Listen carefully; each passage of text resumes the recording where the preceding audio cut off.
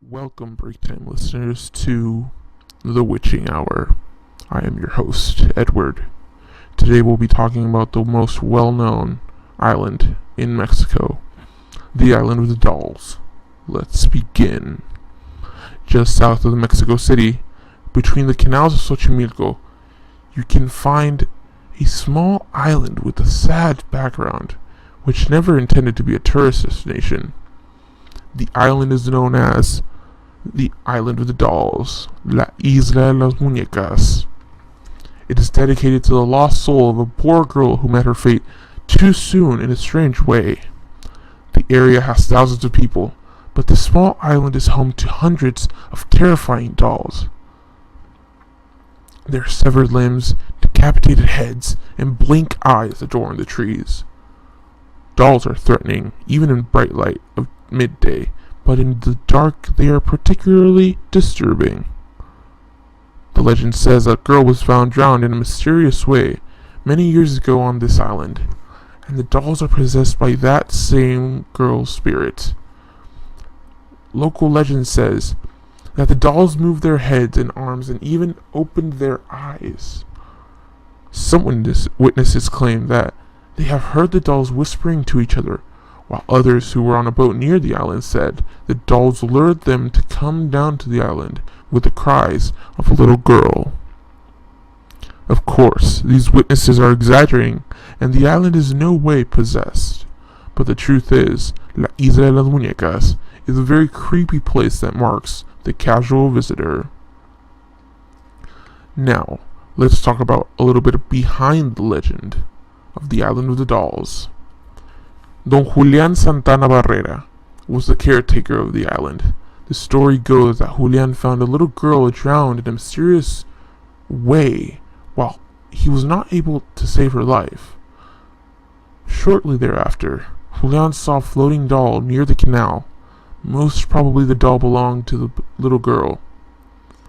He picked up the doll and hung it to a tree as a way of showing respect and support to the spirit of the girl. Others question even the existence of the drowned girl. Reports conclude that Julián has made up the story about the girl in his solitude. Julián was apparently haunted by the spirit of the girl and started hanging more dolls in an attempt to please her spirit. He soon realized the dolls themselves were possessed by the spirits of the dead girl, and continued to collect creepy dolls, hanging them over the entire island. According to those close to him, it was as if Julián was driven by an unseen force that completely changed him. Apparently, he was marked by the fact that he was not able to save the little girl's life. After 50 years of collecting the dolls and hanging them on the island, Julián was found dead, drowned in the same spot where the girl did. Many people on the island believe that Julián has joined the other spirits on the island. The locals are very faithful that La Isla de las Muñecas is a charmed place. After Julián's death in 2001, it has become a tourist attraction where visitors bring more dolls as offerings. Since the death of Julián, the island has become very famous and has even been featured in many articles and even TV shows. Although the action of Don Julián was innocent and even admirable, it ended up being portrayed as a real nightmarish destination. Now, today, the soulless eyes of the dolls follow visitors as they visit the small island, which is actually a floating garden. We will continue this episode with the Screaming Lady, also known as La Llorona. This is a story that the old ones have been telling to children for hundreds of years. It is a sad tale, but it lives strong in the memories of the people, and there are many who swear that it's true. Long time ago, in a humble little village, there lived a fine-looking girl named Maria. Some say she was the most beautiful girl in the world, and because she was so beautiful, Maria thought she was better than everyone else. As Maria grew older, her beauty increased, and her pride as well. when she was a young woman, she would not even look at young men from her village. They weren't good enough for her. When I marry, Maria would say, I will marry the most handsome man in the world. And then one day, into Maria's village rode a man who seemed to be just the one she had been talking about. He was a dashing young ranchero, the son of a wealthy rancher from the southern plains. He could ride like a Comanche.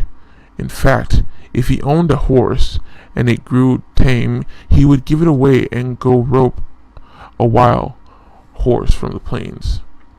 He thought it wasn't manly to ride a horse if it wasn't half wild. He was handsome, and he could play the guitar and sing beautifully. Maria made up her mind that that was the man for her. She knew the tricks to win his attention. If the ranchero spoke when they met on the pathway, she would turn her head away. When he came to her house in the evening to play his guitar and serenade her, she wouldn't even come to the window. She refused all his costly gifts. The young man fell for her tricks.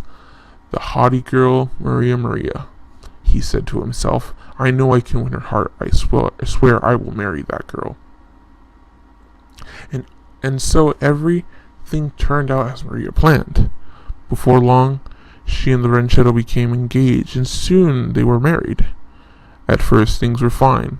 They had 2 children, and they seemed to be a happy family together. But after the few years, the ranchero went back to the wild life of the prairies. He would leave town and be gone for months at a time. And when he returned home, it was only to visit his children. He seemed to care nothing for the beautiful Maria. He even talked of setting Maria aside and marrying a woman of his own wealthy class. As proud as Maria was, of course she became very angry with the ranchero. She also began to feel anger towards her children because he paid attention to them, but just ignored her. One evening, as Maria was strolling with her children on the shady pathway near the river, the ranchero came in a carriage. An elegant lady sat on the seat beside him. He stopped and spoke to his children, but he didn't look at Maria. He whipped the horses on up the street when she saw that a terrible rage filled Maria, and it all turned against her children. And although it is sad to tell, the story says that in her anger Maria seized her 2 children and threw them into the river. But as they disappeared downstream, she realized what she had done. She ran down the bank of the river, reaching out her arms to them. But they were long gone. The next morning, a traveler brought the word to the villagers that a beautiful woman lay dead on the bank of the river. This is where they found Maria, and they laid her to rest where she had fallen. But the first night Maria was in the grave, the villagers heard the sound of a crying woman by the river. It was not the wind. It was like a Llorona crying. Where are my children?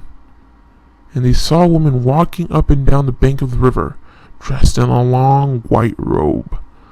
The way she was dressed, the same day Maria was buried. On many of the dark nights, they saw her walk the riverbank and cry for her children, and so they no longer spoke of her as Maria.